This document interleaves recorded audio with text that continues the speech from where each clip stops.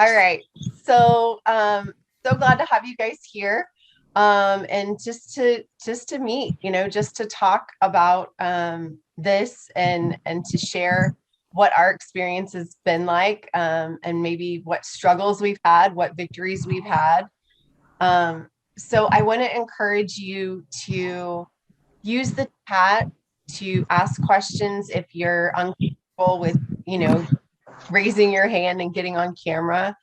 But if you have a question or if you have a story, if you want to tell us how you have really broken through the addiction of sugar and carbs, raise your hand in the meeting. It's down at the bottom.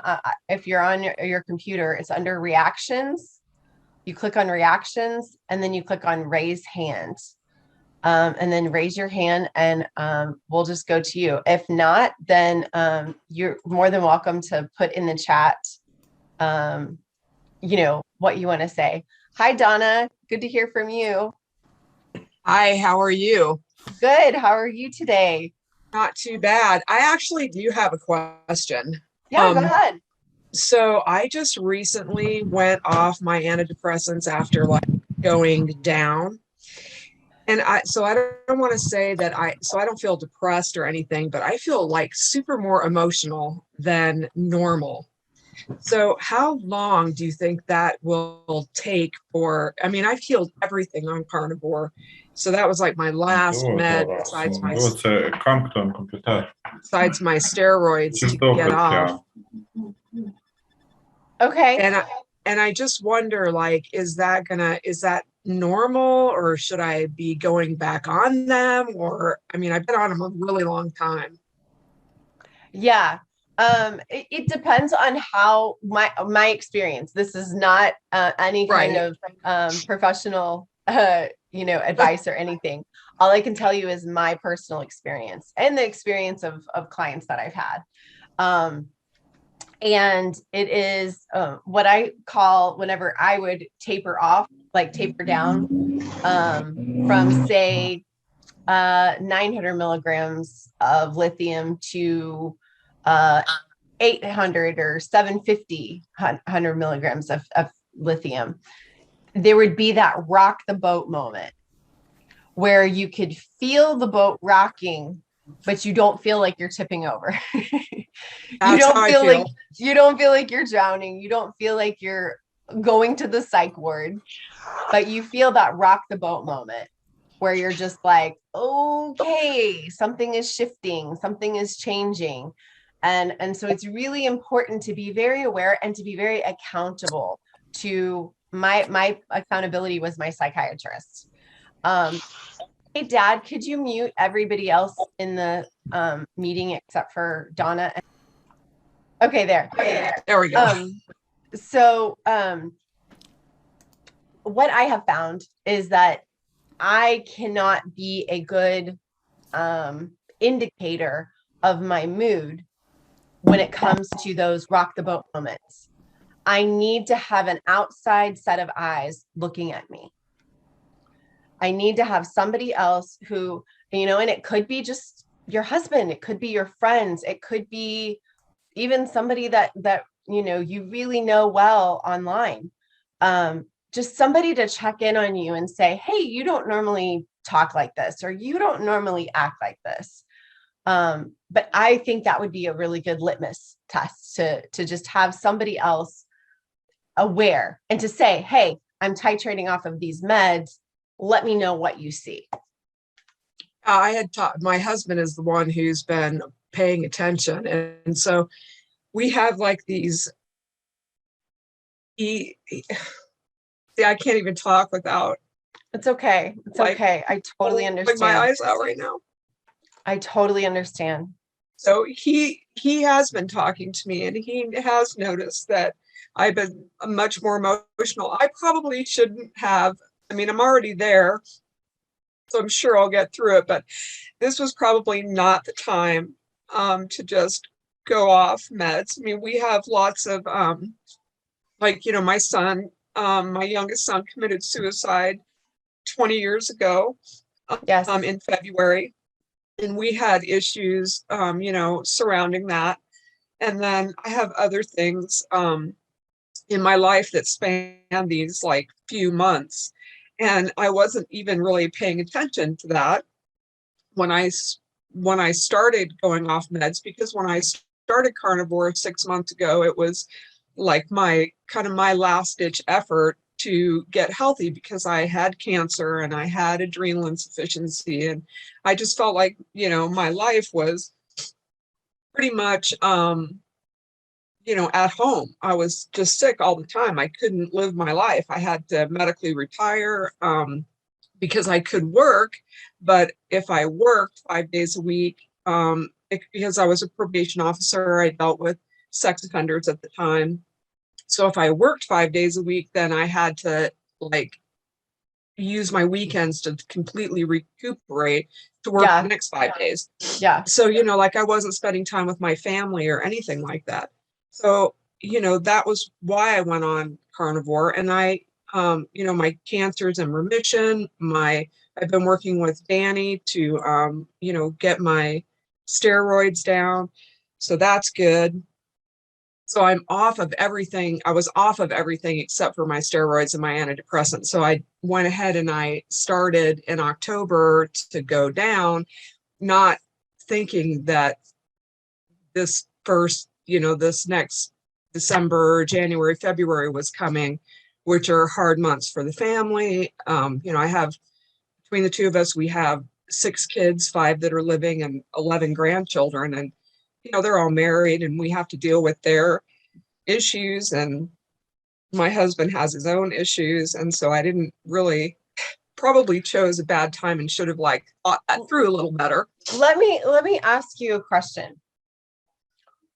What would be the harm in recognizing where you're at, recognizing what's happening with the timing, and saying, okay, I tried this experiment. I think it's better for me to go back. Knowing that that's not the end of the story, but to really prioritize stability. Because Donna, what you have accomplished, people don't know all of your story, but I know a lot more than you're presenting right now. But you have changed your life. And so I think that finding that stability and maintaining that stability needs to be kind of the goal. And if we're feeling that rocking of the boat a little too much, there's no harm in going back and saying, okay, I tried that for a little bit and I need to go back for just a second. And then to revisit it in spring, revisit it in March when this is over. And maybe that will be a better entry point for your transition off of meds. How does that hit you? What do you think? That's probably not a bad idea, because I do well during the day. I'm good. But if like yesterday, we had to go see an attorney to revamp our wills, and there were some things that we needed to do because we hadn't thought about it in 20 years. And so, yeah, it was just like it wasn't a horrible day, but it was filled with lots of emotion. And not that I can't handle them, and I feel like I am, but I seriously do not want to spend my whole day every day. I mean, this is like my 3rd day now where I can't even really have a serious conversation with anyone without this. And let me be really honest with you. That's a sign. That's a sign that you need to reevaluate and to step back. And it's not a failure for you to take a step back. It is wisdom. It is intelligence for you to go, okay, I want to navigate this the best way I can. For you to just push on the accelerator and go, I'm going to drop this no matter what. I'm going to drop my meds. I'm going to do this. And you run into a wall. That's failure. Right. But you to take an assessment and go, I know what healthy feels like. I know what good feels like. And this isn't resonating with me. Right. Yeah, To step back. I guess I thought that, well, I don't actually know exactly what I thought, but I just have noticed that off the meds, not that I don't feel things before, but off of them, it cut in half was better. Like I still felt like the motion, like that's a really good analogy. I still felt the motion of the boat, but I didn't feel like I was like tipping over and then coming back and then tipping over like 50 times a day.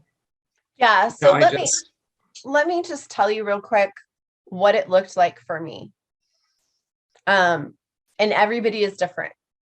Everybody is different, but I want to give you kind of a picture of what it can, or what it I think is healthy, a healthy way to transition. It was like I had this emotional teenager that was just like ruling my life, and with all of these ups and downs and crying and depression and highs, like I can do anything. And then whenever I started to titrate off of the meds, I would feel that rock in the boat, but I would feel stable, where I could see the teenager starting to throw their fit, but then they would start to calm down. I could see the potholes in the road and navigate around them. I could say, I'm feeling kind of depressed today. I'm going to eat more meat. I'm going to eat more fat. Hey, I'm feeling kind of depressed today. I'm going to go watch my favorite show on Netflix, or I'm going to go talk to a friend. Like I was in control of managing my symptoms. My symptoms didn't manage me. I managed my symptoms. So they were right, still there. And I still have days with depression, or the bipolar stuff, but it's like a blip. It's like this tiny little thing versus like something that's going to totally rock my boat and make me cry and end up in the fetal position. right. And so Yeah, go ahead. I feel like I mean, obviously these 3 months happen every year. And so, you know, we go through this every year, but I feel like it's been a really long time since I felt like crying all day, or since the thoughts are always there. Like I'm constantly thinking about it. You know, I spent a long time dealing with all the issues that I've had. You know, I'm 54 years old, and you know, my son has been, you know, dead a long time. And the other few things that I shared with you have been, you know, long in my past. And I feel like I have dealt with them and I think about them, and I was able to, I've given talks about sex trafficking a few times in my career and never had this happen, you know, and I've been able to talk about my son without this happening. Um, and even my husband has been, you know, he's like, it's been a long time since I saw you, you know, have this amount of trouble, like it was yesterday. Um, so, and Yeah. I do feel like when I was on the half dose that and it does sort of feel like a failure to me because I've spent so many years, you know, living my life, you know, outside of my son. I've spent, you know, all this time living my life, not letting those things, dictate what I was going to do or who I was going to be or my worth. Um, so for me, it was kind of like if I could get off the antidepressants, that was like the last thing to say, you know, this is my life and I don't need that anymore. So it does sort of feel like a failure, but I can't be like this 24/7. I have No. other things to do, and I'm, you know, I'm having trouble sleeping, and I'm not, you know, I'm like, this is my whole focus. And it's been so many years since that was my whole focus. Yeah.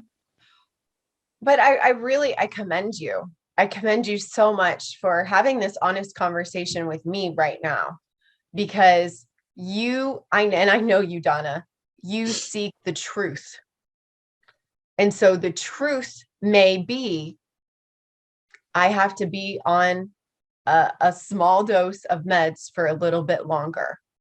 Right. And that is more powerful of a message than I really need to be on the meds, but I'm going to go ahead and white knuckle it through this.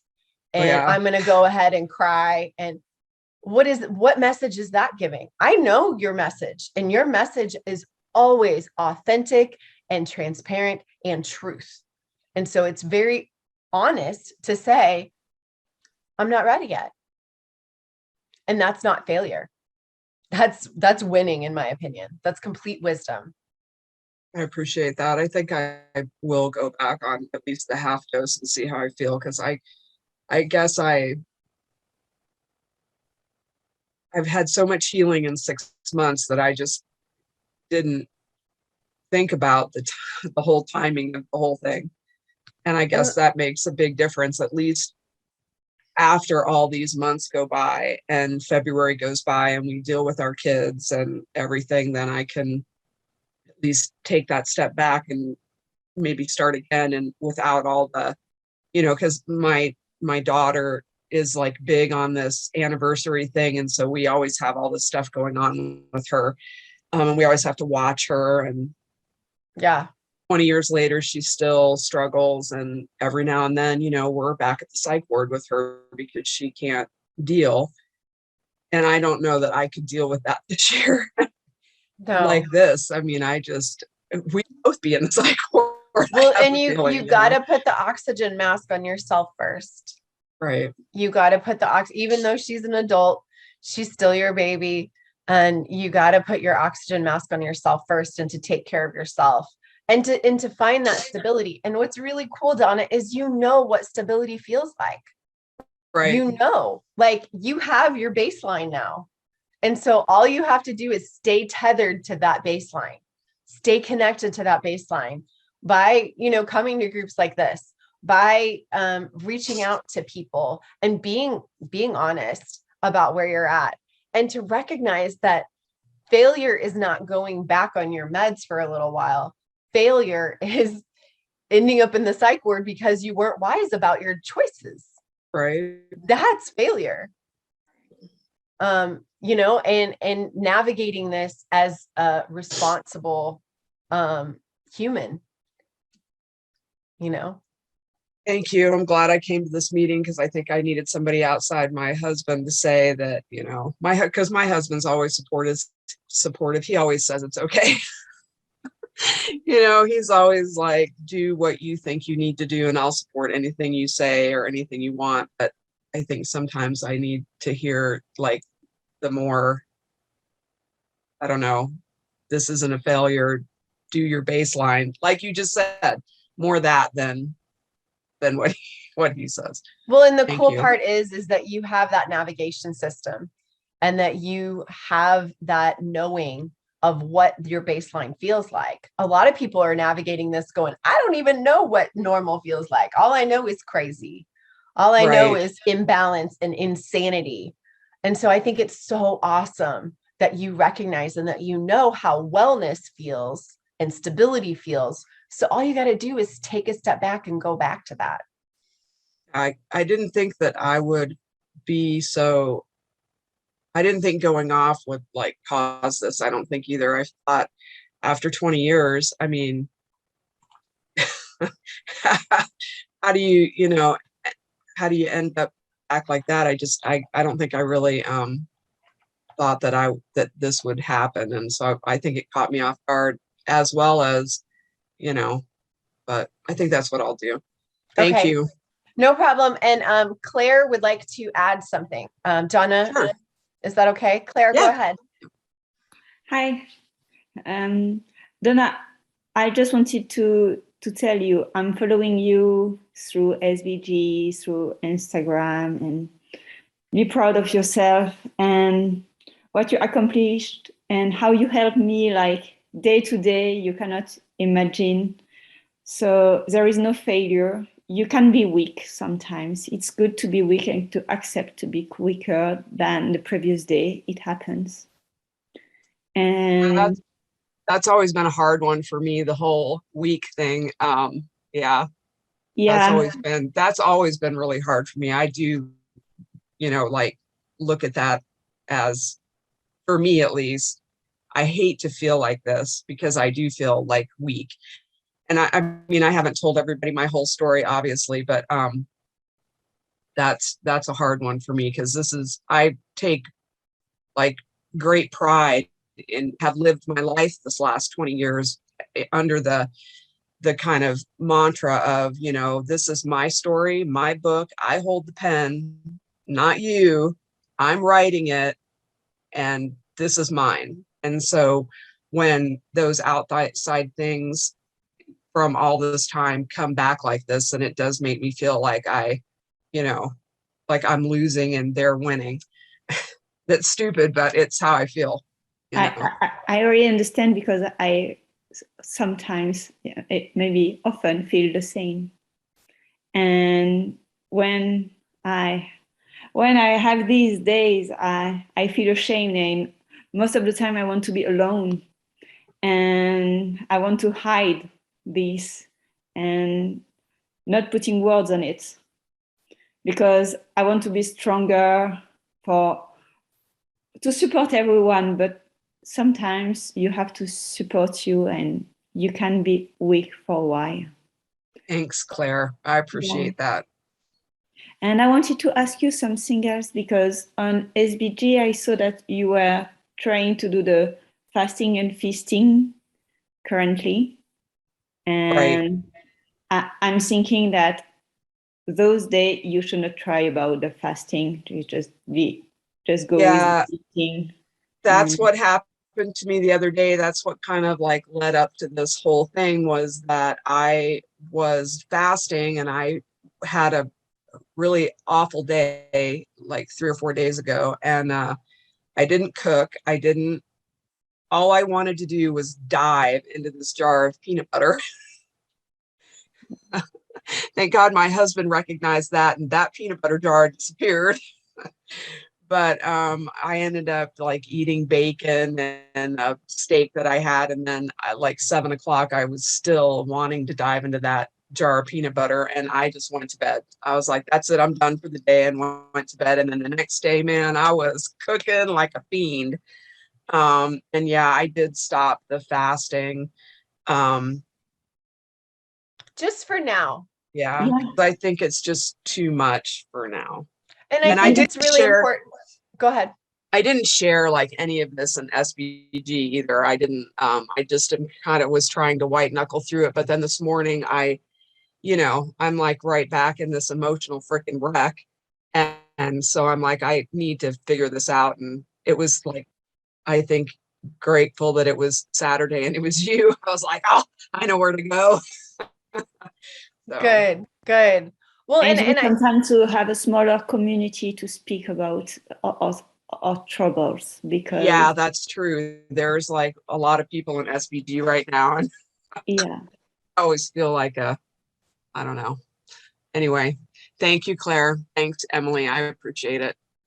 No problem. Keep us updated, Donna, and I want you to know that you're not failing. If anything, you are thriving. Just for you to speak out about this and to share with us where you're at. And Claire's a great example of somebody who is following you. There's a lot of people following you. And so where would you want to lead them? You want to lead them to wholeness and wellness. You wouldn't want them to white knuckle it and jump off their meds when they're not ready, would you? No, not at all. Not at all. No, you would never want that.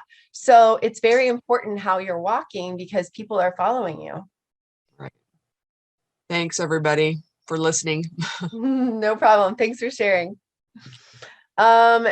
Sharon, you wanted to say something? Hello. Hello. Hello. Thank you for this space, Emily. This is truly a blessing for everyone. Aw, You're a blessing. Just I think we all have the same issues, just different circumstances. Because so you true. just sharing with Donna, I'm weeping for her because I don't have the same situation, but I have similar. It's just different circumstances. I especially since you kind of advertised the space about food and the addiction part and sugar. That's always been my addiction. I haven't been on the meds. I've stayed away from them and just dealt with my own basket case, but I still continue to use sugar and carbs and Yep. have since birth when I couldn't take milk. So my mom started sugar water at 2 weeks along. So my cells have always known that. And it is worse than cocaine. Sugar is worse than cocaine. Yep. And I'm encouraged to listen to other people, of course, on all channels, but there is that season. When I heard about carnivore the first time, I dropped everything and got packages of hamburger and salt and water.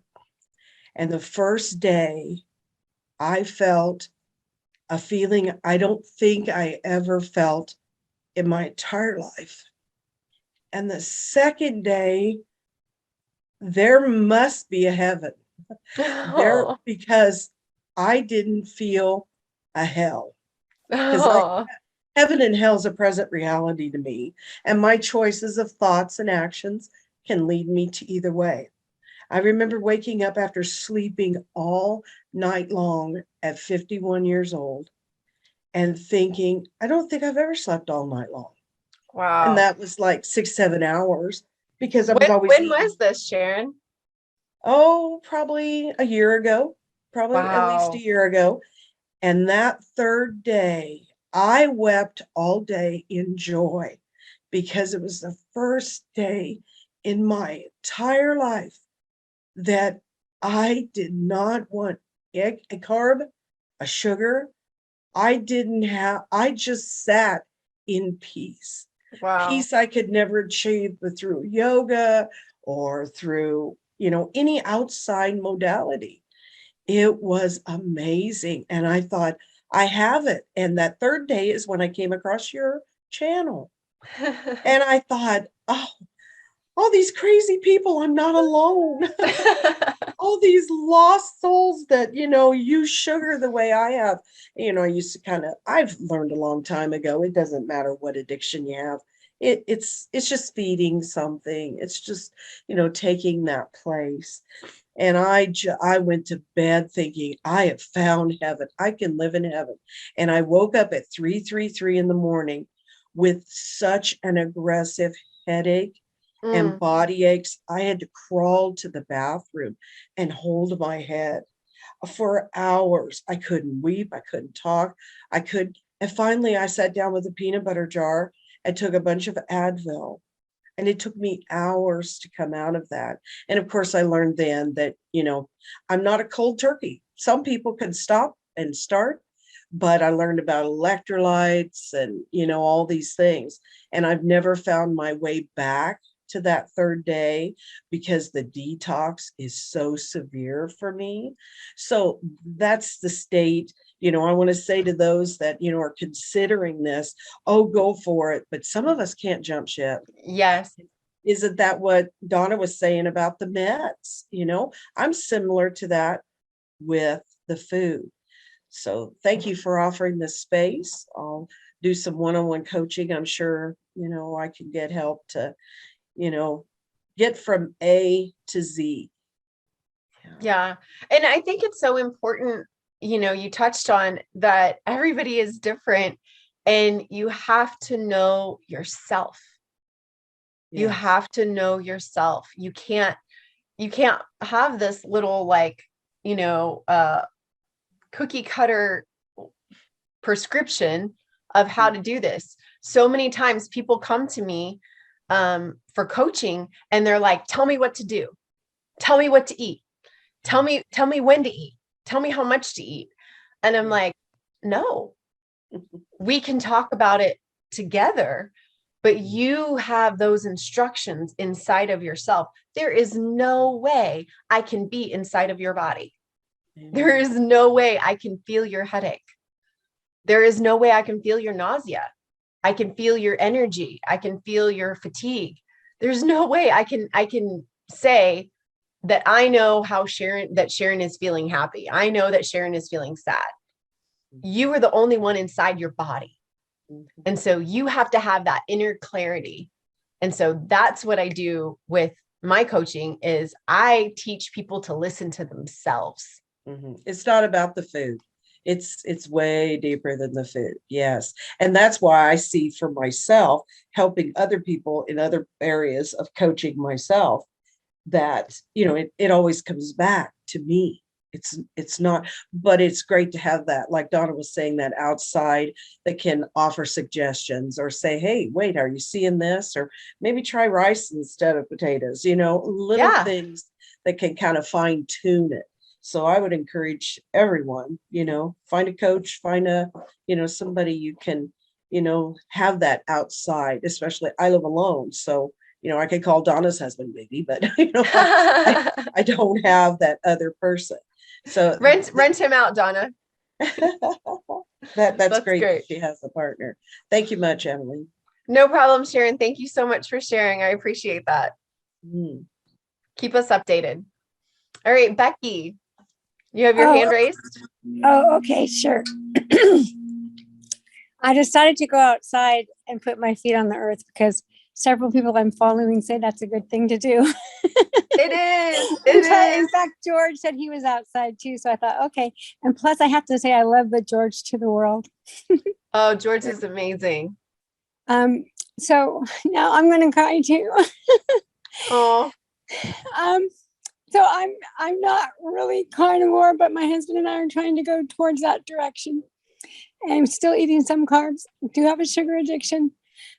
My history real quick is that I did have weight loss surgery in 2011, and I went from 310 pounds to 135. Wow. Then about maybe year 5, I started to regain and went up to 190. And then recently my husband and I have been doing the more low carb, not like totally strict, but pretty low carb and concentrating on whole foods, getting rid of processed food as much as we can. Sometimes at parties and all that, we eat it. And I've gotten down to 133 now. And my husband, who did not have weight loss surgery, never really had a big weight problems, gotten down like 30 pounds. So, I mean, he was getting a little bit overweight, but it's not been a struggle for him his whole life. But I have bipolar disorder, and I've been off of my meds for about 2 to 3 years. I'm got to think about when, because time flies. Because I was talked to a neurologist ever since I started the bipolar meds, almost the same month that I had weight loss surgery. It sort of tricked me into a mania, where I was hospitalized for a week. And anyway, they thought that I have Parkinson's syndrome, which I'm trying to heal from. That's my major problem now, with Parkinson's on my right side and neuropathy. Other than that, according to my blood work, I'm pretty darn healthy, but my right side is I'm rehabbing it. I don't want to say it's useless, but it doesn't do what I want it to do. I hear you. So I'm trying to understand the relationship between sugar and carbs and vegetables and meat in healing the neuropathy, in healing the bipolar, and healing the Parkinson's, because I really feel that there's a solution out there. And I definitely notice when I eat a little bit of sugar, I'll feel more anxiety. So I'm having trouble. I don't want to go back on my meds because they felt that it makes the Parkinson's worse or cause the Parkinson's. So I'm pretty much turned off from using any meds, including like levodopa for Parkinson's, because they have bad side effects. So I'm really trying to white knuckle it. I'm listening to what the other ladies said about white knuckling it, because sometimes I think, so I'm trying to understand, like, if I'm just doing things incorrectly and not being 100%, and that's why I'm not getting the results that I need. I do follow Brett Lloyd, who turned me on to your channel. I haven't hired any coaches, which I would like to do that one-on-one. But like, he's like, eat your meat, drink your water, don't taste anything sweet. And I know you've said that in some of your videos too, about the sweetness. So I'm just trying to get some direction and some inspiration from other people that may have had bipolar like yourself, or Parkinson's or neuropathy, and see their success. So that will give me more determination to do what I have to do. I've cleaned up my pantry, but then I shop and I keep buying things, or people will give me stuff and I'm like, oh my God. So, Well, I'm Joan. Becky, I want you to know that the message that Brett and I give is out of deep, deep love. We are not trying to be elitist. We are not trying to, make your life difficult. We're trying to show you what we have found. And we have found that there is no fellowship between the light and the darkness. And sugar is darkness. Sugar is poison. There is no room in that for a mentally ill mind, or the neurological disorders. There's no room. There is no, oh, well, grandma so-and-so made me a batch of cookies, so I'm going to eat this poison. No, I have mental illness and I have autoimmune disease, neurological problems. And so I cannot eat a cookie. I cannot eat sugar. And so I think it's really hard when people are struggling for them to hear our message of no sweet taste in your mouth, because it's difficult. And there are many people who can, but people with Parkinson's, people with bipolar disorder, there's no in between. And so stevia also fits into that category, right? Correct. And I hate to give that message, because I know it hurts and I know it's hard, and I don't want you to say, I can't do it. So that's why you need an individual coach, somebody who's going to talk to you and to really see where you're at. But in this group setting, I have to say the truth. And the truth is, for me, that people with mental illness, severe mental illness, like the bipolar disorder, and people with autoimmune disease, like the Parkinson's, there is no room for any sweet taste in your mouth, and you have to have high fat. Right. Now, I do have the duodenal switch weight loss surgery. I don't know if you or any of your followers are familiar with that or have had that. I did not have gastric bypass. So mine is 80% malabsorption of the fat that I eat, 30% malabsorption of the carbs and the protein. So I am 10 plus years out. So it's probably, modified from the exact time of surgery of how much I malabsorb. But I am eating a lot of fat. We eat bacon all day long, and ribeye steak as much as we can afford, and other really nice cuts of meat. Thank goodness, we can get some of that mixed with the cheaper meats, and it tastes good. But I'm sort of concerned that I'm pooping a lot because I'm having diarrhea, which I think maybe is common for all carnivores to start out with. But I'm wondering if it's associated with the 80% malabsorption of fat, so that I'm just like pooping it going right straight through me, and I'm maybe not absorbing as much as I should. So I have talked to an integrative doctor. She's suggesting I take lipase to try to help absorb more of the fat. And so any thoughts or any knowledge about people that have had the DS, which is called the duodenal switch? So my whole intestines are really rerouted. Yeah. Which I would not recommend for people to do. No, yeah. I definitely have had clients, that have had the weight loss surgery, and it is a whole nother ballgame. And so I really don't mean to push this off, but I would say to get a coach, to get somebody who can really meet with you one-on-one. because there's Yeah. so much to navigate. There's so much to navigate with your absorption, with your pooping, with everything. But I have found some great success with people with this. They just had to change the way that they approached it, like to do multiple meals a day, smaller meals, to reduce the diarrhea. Because it's just like you said, your insides are totally different than what they would be for before surgery. Okay. Well, I definitely want to sign up with you. So we'll have to get in contact, after the meeting or however we do that. But so basically you're saying that there is a lot of good results with people that have had Parkinson's giving up the sugar.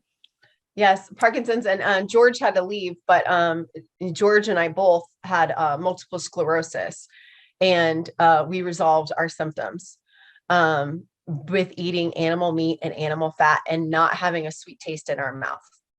And I know that's hard.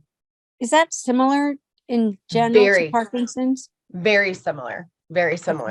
Yeah, that's why Brett. Yeah, that's probably why Brett recommended you to me. Sure. Oh, I think I lost you. So that's why I referred me to you, the Parkinson's relationship. Yes, Parkinson's and multiple sclerosis are very closely related by being a neurological disorder or neurological problem. Okay, well, that gives me a lot of hope and also determination. So thank you. Awesome, Becky. The best is yet to come. Just hold on and keep trying, and keep coming to this meeting, this free meeting if you need to.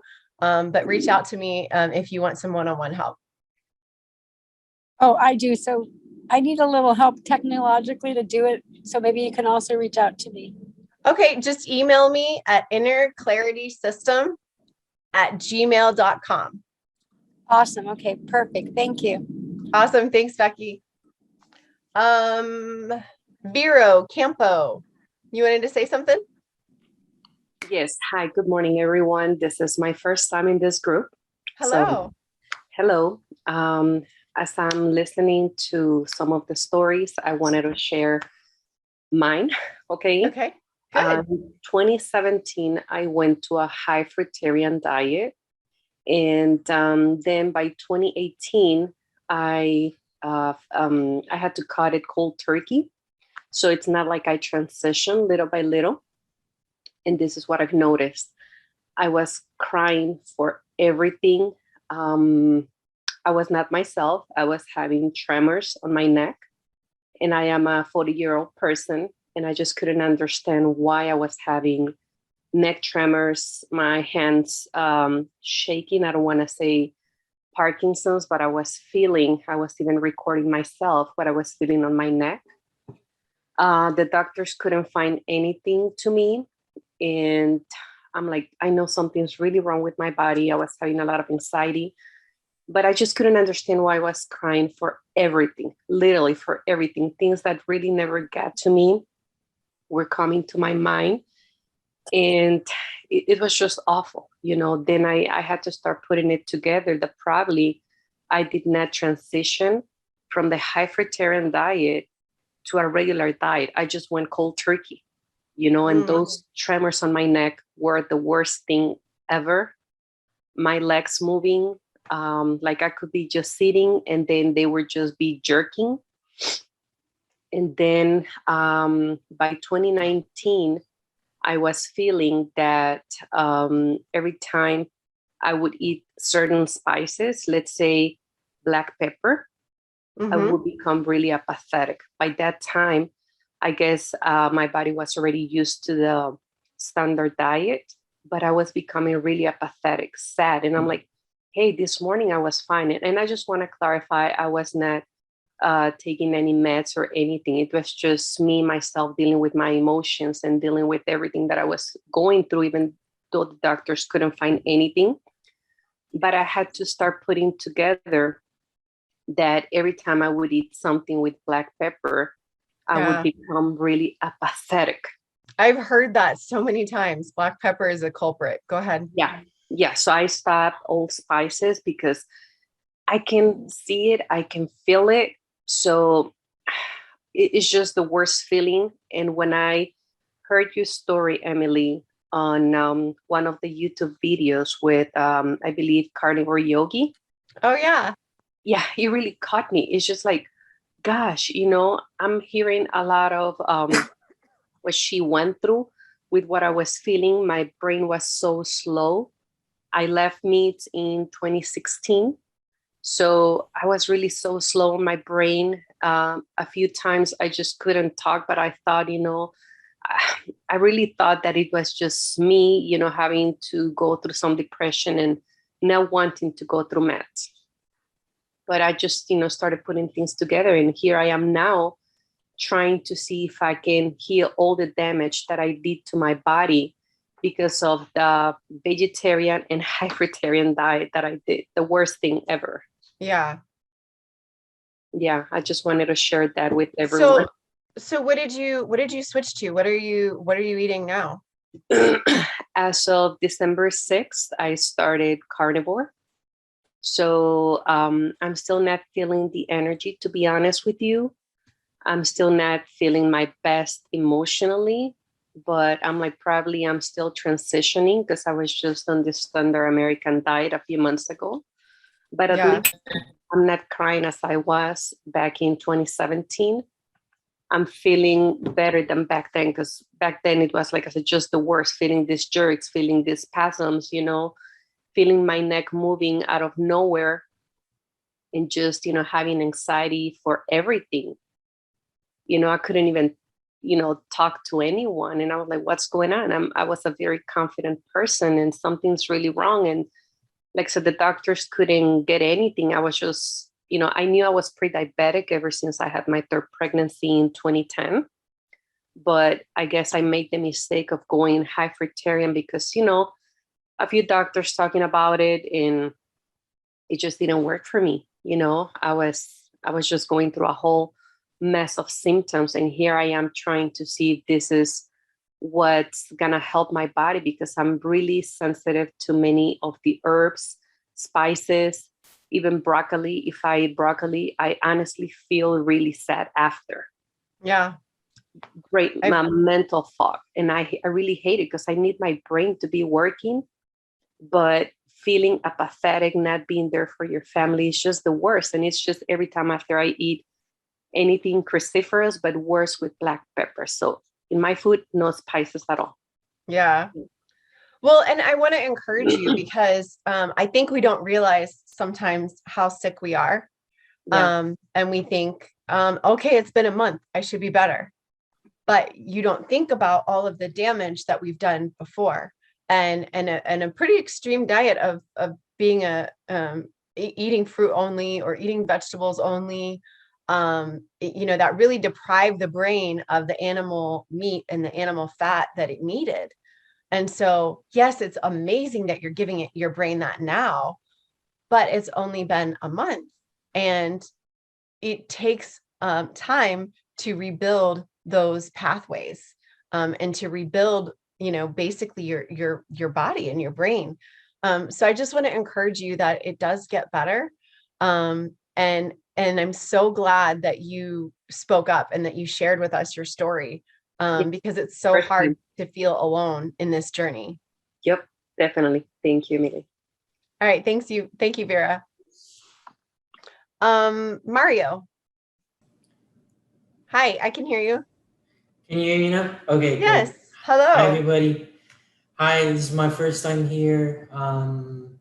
Just wanted to share and say a few words. Yes. I started carnivore mid-December, so it's not even a month. And then I found your interview, Emily, with Michaela Peterson on YouTube. And, that was so great. And then I started following you on Instagram. That's how I'm here today. Awesome. So my story is I've always been obese. I've always had problems with weight since my teens. On and off tried all sorts of diets, of course, low carb, the Weight Watchers, everything. I tried everything. I would lose weight, but then I would regain it, and then some. Then about 10, 15 years ago, I think about 15 years ago, I was diagnosed with Hashimoto's. Hmm. And I started realizing that it was not only what I was eating, but it was the whole lifestyle, and really it affected my moods. I would have mood swings. I would get antisocial. I would have a lot of personal problems. Caused me a divorce, which I think I still suffer the background, the fallouts from a few years back. Yeah. Then combination with a very stressful work, a lot of responsibility at work. Anyway, been on and off. Only thing Hashimoto does to me, I think, is my mood swings. I would just close back up, and then the only friend I would have is food. Yep. I don't have one addiction. I think I'm just addicted to food. Just addicted to just eating. And back in 2020, when the whole COVID started, I moved to with my girlfriend and her daughter, and it happened that her daughter, of course, being a kid, a child, she had a lot of snacks, so we eat all her food. Uh, and I could show you guys. It's just staggering. I could show you a chart of my weight, how I was fighting the weight, and so I don't know if you can see it. Wow. This is when I decided to do another diet. It was one of those apps where they give you counseling and, calorie, basically it's calorie limitation. Lost all that weight. And then this big spike is when I moved in with my Wow. girlfriend. So I gained about, and it was COVID and everything. So lockdown, being with a child that has a lot of snacks around, I would just eat it and I would hide the food. I would eat it and I would hide it from them, right? So Oh. they don't see me. So it was quite bad. But then, these last few months, you can see it started to drop back down Yeah. again. And like I said, I found the carnivore diet online. I'm going to say November or so, started reading about it. Was always, of course, I was scared, but everything would say, don't eat too much meat, red meat's going to kill you, all of that. But I like meat. So, and I always knew that with Hashimoto's, the best thing that would work is elimination diet. Yes. To me, that's the perfect elimination diet because you eliminate everything else. Yes. So I started on it, and yeah, I lost about, I would say 20 pounds so far in about a month. Wow. Or maybe 2 months, because I started it, then stopped, and then now I moved back to Houston. I'm by myself, so I don't have any. My fridge is empty. There's only meat in my fridge, Yeah. Yeah. Yeah. so there's no more that temptation of snacks and things like that. So I think that is going to help me quite a bit. So tell me, do you feel more in control of your eating now? Yes, and I'm not hungry. Isn't that amazing? It is amazing, and I'm almost like I'm not. I know I'm not eating enough based on the standard American diet, the 2,000 calories. I know I'm not hitting that, and it's kind of scary a little bit. But I'm just gonna let my body tell me when I'm hungry, I think. Yeah. The other thing is this over the last, I'm gonna say, especially month, it's pushing me to go back to the gym. I want to go work out. It's Isn't that crazy. crazy? It's the weirdest thing ever. Yes, and some days I work out twice a day, which I'm like, yeah, I've never really been an athlete or anything, but I've always wanted to do gym. But this past month, I want to go to the gym every day, sometimes twice a day, and it's just crazy. Yeah. I remember the first time it was a year in, all of a sudden it was a nice spring day. And I was like, I want to go on a hike. Right? Like, what did that just come out of my mouth? Like, I want to go on a Yeah, hike. Nobody's yeah, like giving me pressure. Nobody's like forcing me. Nobody's like dragging me along. Like, yes, I want absolutely. to go walk in the woods. at an Yeah. elevation. Like it I was know. crazy to me. I know it's crazy. But I wake up easier. I don't wake up tired. 6 hours, no alarm. I just wake up. It's kind of crazy. It's kind of scary a little bit, to be That's why honest. people think we're crazy when we talk about it, because Yeah, it sounds bizarre. But it also sounds bizarre that we don't eat sugar, right, and that we don't, stuff ourselves with all this other extra junk carb. right. So, I mean, yes, people can think I'm crazy. That's okay. But I'm just so happy and so fulfilled and so grateful to get to share this with other people like you. Yeah. I'm so happy. Yeah. So anyway, I just wanted to say hi. Thank you so much for setting this up. I'll try to come over. I like support groups. I've done online support groups last year when I started really found out that it was bad that I would hide food from a kid, so that I can eat it. That was for me. That was the worst. So I went and found some online support groups for overeating. It was helping when I would have the night cravings to jump on just a Zoom call like this and talk to other people, but it didn't really help me because I was still eating everything. Yeah. Um, but yeah, I'm amazed at what's going on. I hope it's not gonna just stop and be yet another diet for me. Uh, uh, I'm probably gonna wait another month or two and go do some lab work because I'm interested to see how that's Yeah. gonna shock my Hashimoto's, because I know it's a very difficult disease to cure. You have to go on strict diets and things like that, and it's almost irreversible. But I want to see, maybe that would really drive me crazy if that happens. I think, You should have seen me when my multiple sclerosis went away. I was yeah, like, yeah, for how long? Like, right, okay, for a week, for a month. right, It's been since April of 2009, or no, May of 2019. I haven't had an MS symptom. Like, wow, that is ridiculous. it's crazy. That doesn't make sense at all. But I got to keep eating meat. As soon as I get any kind of sugar or junk carb, I start to feel the pins and needles, and I start Yeah, to feel it. Like I can tell I'm just one step away from my illness, and yeah, it keeps me on this path. And so, if anything, be thankful for the Hashimoto's, because it's going to keep you on the path. yeah. No, yeah, I think you're right. That's a good point there. I did not think about it that way, but yeah. Awesome.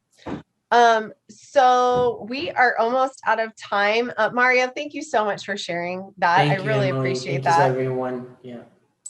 That was awesome.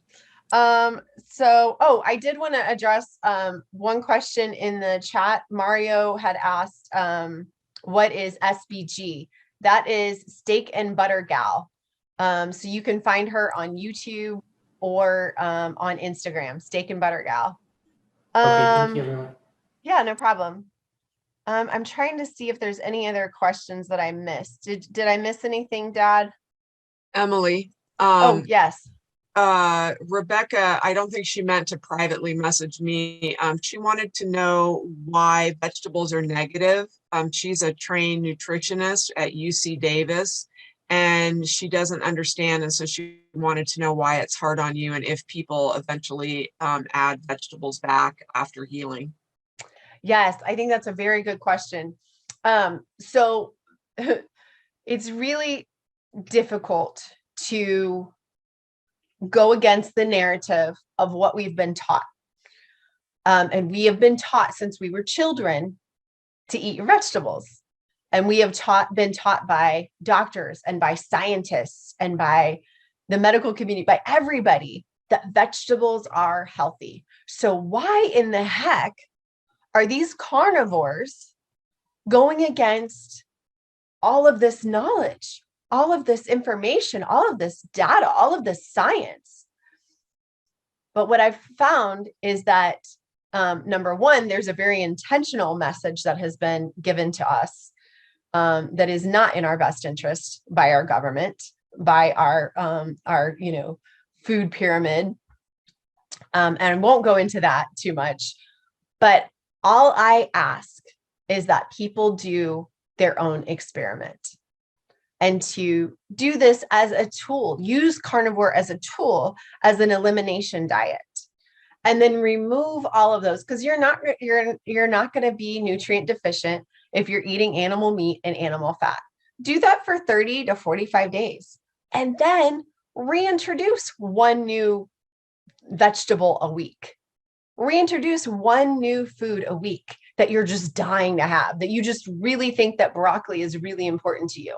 That's okay. Reintroduce it, but do it in an isolated setting so that you can see your reaction to it. Reintroduce kale, reintroduce carrots, reintroduce. My theory is that there are some vegetables that are very good for you that you can have, and that there's some people who can tolerate vegetables. There's some people who cannot. And each of the vegetables have pesticides inside of them. I'm not talking about the pesticides sprayed on them. They have intrinsic pesticides. They were actually designed to not be eaten. They were designed to fight off being eaten. And so they actually can be very hurtful to us and to our digestive system and to our mental state. So to answer your question, I don't know. I don't know the science. I don't understand it. All I'm suggesting is to do your own experiment and to remove those things and then to reintroduce one a week so that you can find out your reaction to whatever squash or sweet potatoes or whatever your reaction to different vegetables. And then you'll know. And it doesn't matter what Dr. So-and-so says or what the government says your plate needs to look like. You know what you need to eat. You know what you react to and what you don't react to. I think that I got all of the questions. Is there anything else that I missed? Nope. Well, if I didn't get to your question and you want to share your story, please come next week. I love having these meetings, and it was so great talking with you guys. Thank you. Thanks, Emily. Have a great day, everybody. No problem. Bye-bye.